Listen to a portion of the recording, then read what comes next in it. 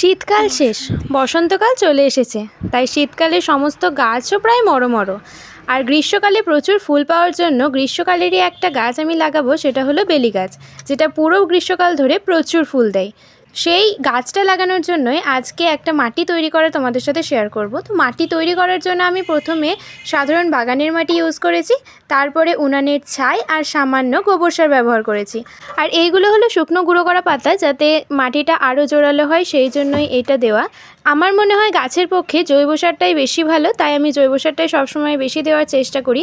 এই মাটিটা জল আমরা মিশিয়ে নিই। মাটিটা মিশিয়ে নেওয়ার পরে এই যে একটা প্লাস্টিকের জায়গা আমি ব্যবহার করছি, এখানে একটা ছিদ্রও করে রেখেছি যাতে জলটা বেরোনোর সুবিধা হয়। এই যেই বেলি গাছটা আজকে আমি বসাবো, সেটা আমি নিজেই বাড়িতেই চারা তৈরি করেছি। আর দেখো গাছটা কতটা হেলদি। গাছটা প্রায় 1 বছর আগে বসানো, আর শিকড়টা আর গাছটা দেখো, শিকড়টা কতটা সুন্দর হয়েছে। আমি বাড়ির বেশিরভাগ গাছই প্রায় নিজে চারা তৈরি করার চেষ্টা করি। গ্রীষ্মকালেও বাগানটা সবুজে ভরিয়ে রাখার জন্য আর প্রচুর ফুল পেতে এই সমস্ত গাছ আমি এখন বসাবো, যে সমস্ত গাছ গ্রীষ্মকালে প্রচুর ফুল দেয়।